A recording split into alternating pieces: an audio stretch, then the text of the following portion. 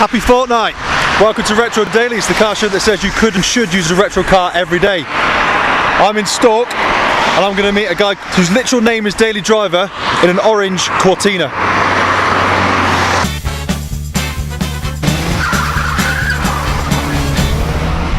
Right then, so nice to meet you, Daily. Of course, firstly, show us your licence. So I can see that your name is actually Daily Driver. That's me. It is Daily Driver. It is officially Daily Driver. Tell us why Daily Driver? Well, what it happened, I run a group on Facebook, and not long after I'd set it up, basically we do come across some haters, bullies if you like, and somebody wanted to put vehicles in that were a bit too modern for our group because it's a retro group. Retros. And basically I wouldn't let them, so out of spite they reported me to Facebook and said that I'm running a pseudo name that I'd had for 2 years on Facebook, being a daily driver, and they give me 7 days to update with my real details, or provide ID for a daily driver, which obviously they knew I didn't have. And I thought, well, what can I do about this? So like an idiot, I went to Depot and I changed my name to Daily Driver officially, and that's my name. So you took on the system of one. Yes. Fight the power. Yes, and stood up to the bullies. Yeah. So what group? Obviously I'm part of this group as well. It's Daily Drivers Retro Pre-Millennia Car Club. Yep. Tell us a little bit about that. Well, this is the actual club. This is based in Stoke on Trent. I set it up just over 12 months ago for people like myself who run an older vehicle all year round, like yourself as well. And ever since we set up, it was a totally random group of strangers done through Facebook. I'd never been on Facebook publicly before, and I just thought, you know, what the hell, I'm not getting any younger, I want to do something. And I've always fancied, you know, being in a decent car club. There's a lot of car clubs about, but not all cater for old rusty Cortinas. I went ahead and set up my own. So we've been going for, like I say, just over 12 months, and as time's gone on, we've built up a bit of a fan page as well. It's a closed group. This one's public page, like a community page, but the closed group's called RPM 365, and that caters for any vehicles over 15 years old, basically cars, bikes, trucks, anything. And that's where a lot of the action goes on, behind closed doors.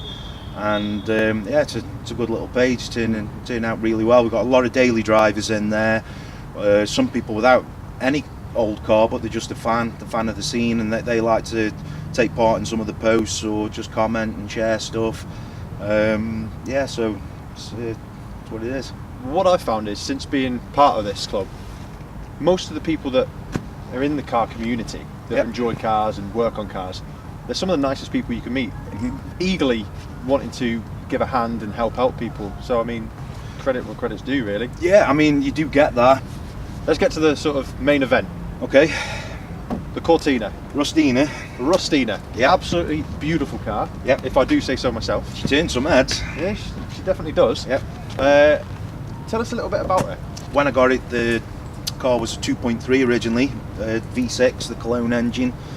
Very problematic, very thirsty on fuel, and never swapped an engine before, let alone converted a petrol car to diesel. And one of the first things I did was converted it to a turbo diesel engine, which was an interesting job. It was really good, learnt a lot, and unfortunately the engine wasn't brilliant. It ran fine and it was okay, but it was very agricultural, and it was a bit of a bad choice really. And then it was time for a change, so I went back to petrol, and this time I put in a 2-litre Pinto engine out of a Ford Granada, a Mark III Granada. That's the injection model. So it's already unleaded.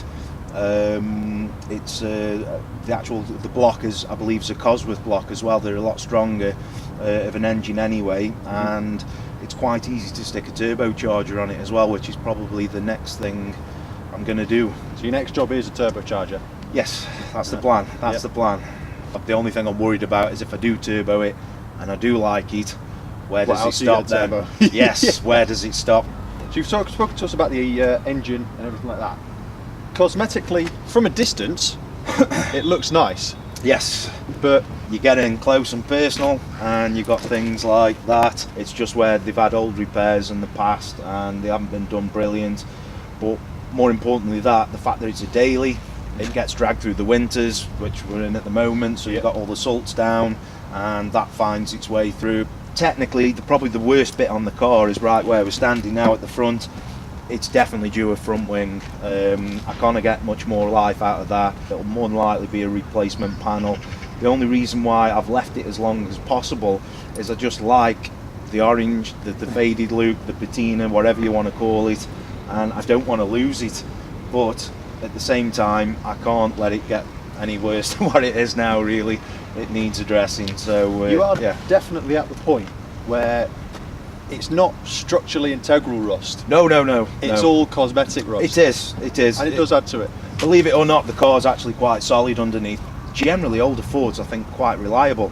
What lets them down is this. It's the aesthetics. This is getting to the point now where it probably wants a week or two off the road. Change the wing, patch up the rear arches. We've got a bit of rust coming through on the rear arches. The scuttle panel. Just under the windscreen. It's another commonplace for them. So a couple of weeks, tidy it up, and then off I go again. I'll get you on a bit of a danger ride. It is very cramped, isn't it? Yeah, it's a tight car. This is. Have a look at the old gear knob. Skull gear knob. Yeah. It's a bit worn now. You can see I've had this on for a few years. It was all nice and shiny red. The main two problems we got is a bit of vibration on the engine mounts that comes in at about 2,000 revs, 2,500 revs. I don't know if he'll do it on the spot now, but if I rev up slightly, you can just feel it, can't you? Feel the vibration, so as it, obviously when you're driving, it's kind of amplified, and because the gears are quite short, you do feel it as we go sometimes, which is a bit of a shame, but the things dragging on the back. Strips. Is that? I thought they were rubber. Well, they are, but because they've been on there quite a while, they've gone quite hard. Oh right. So they're quite rigid and make a bit of a noise as we go. Like I say, you get used to it, and now I just turn the stereo up, so it's not a problem.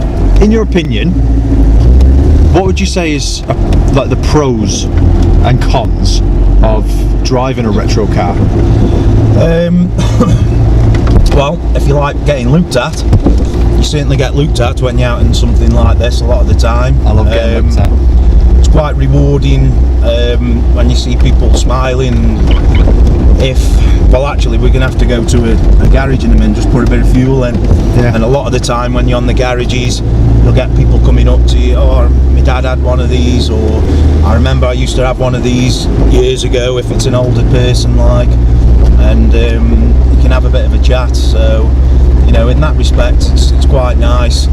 I like to just be a bit different, and again, having something old like this as a daily drive, you certainly stand out when you're on the road, and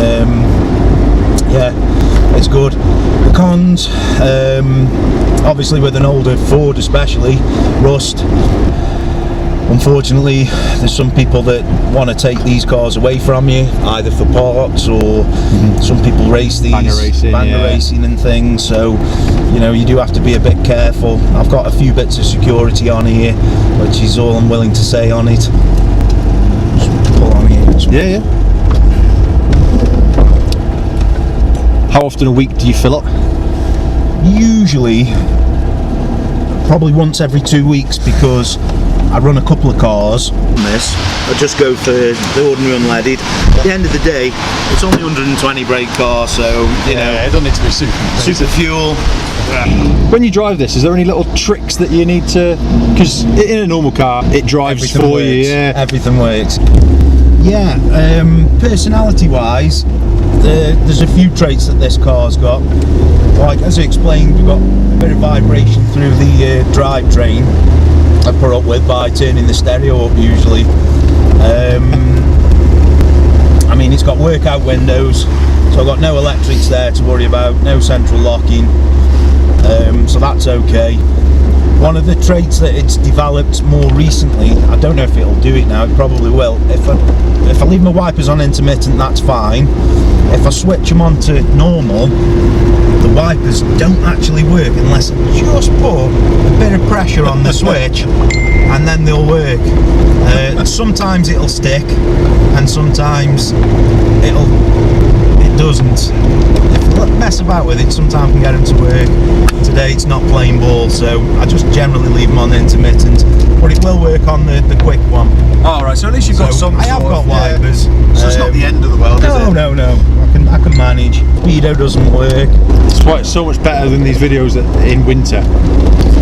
Well, it's real, isn't it? Yeah, It's yeah, real. This time of year, if you see a car out like this out on the road, they're either very stupid or they're a daily driver. And, I'm both. Yes, likewise. I am literally both. What are the circumstances of you getting in this car? Okay. Now, I've always been a fan of the Mark 5 Cortina as well, and I used to scour the internet quite a bit looking at different cars, but it can get you into a lot of trouble. You can end up with a driveway full of them, a bit like myself. And I saw this. I spoke with the missus and said, you know, not had an estate before Cortina, but it could be good. And it was in London, central London actually, and I went down and did a bit of a deal and ended up purchasing it. Now, on the test drive, the guy stitched me up a little bit. He wouldn't let me test drive it. Now, I don't know how many cars you bought over the years. Yeah, it's a red flag, isn't it? I knew something wasn't right, but I thought, you know what, I like the car, I'll go for it, I'll gamble, and I bought it. And straight away, what I found was, if you just tried to pull off normally, it juddered really badly, and it was like kangaroo kind of kangaroo petrol kind of thing. Yeah. And it turned out it was the gearbox mount, which, funnily enough, it didn't make any noise on the test drive, but by replacing the gearbox mount, it cured that problem.